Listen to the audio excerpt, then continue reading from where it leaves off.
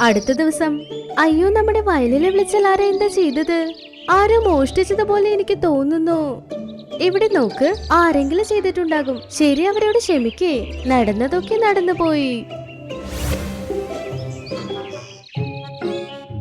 കുറച്ച് നാൾ കഴിഞ്ഞ രണ്ട് പറവകളും അവരുടെ വയലിൽ ചെന്നു. എന്തായാലും കടല ഉണങ്ങിയല്ലേ, ഇപ്പൊ നമുക്ക് വീതിച്ചെടുക്കാം. ഹാ, നീ പറയുന്ന ശരിയാ. രണ്ടുപേരും പച്ചക്കടല വീതിച്ചെടുത്തു. പിന്നെ അവരുടെ കൂട്ടിൽ വെച്ചു.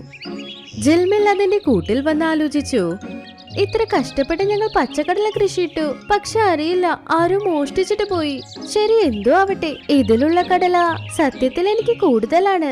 പക്ഷെ കുംകും കൂട്ടിലിരുന്ന് ആലോചിച്ചു കൊണ്ടിരുന്നു, ഞാൻ ജിൽമിലിനെ പറ്റിച്ചതുകൊണ്ട് ഇപ്പൊ എന്റെ കയ്യിൽ ഒരുപാട് വിളവുണ്ടെന്ന്.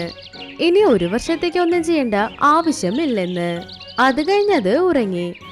പക്ഷെ കുറച്ച് ദിവസങ്ങൾക്ക് ശേഷം പച്ചയെ പറിച്ച കടല കേടുവന്നു. അതുകൊണ്ട് ഉണങ്ങിയ കടലയും കേടുവന്നു. കുറച്ച് ദിവസത്തിൽ നോക്കുമ്പോൾ എല്ലാ പച്ചക്കടലയും കേടുവന്നു.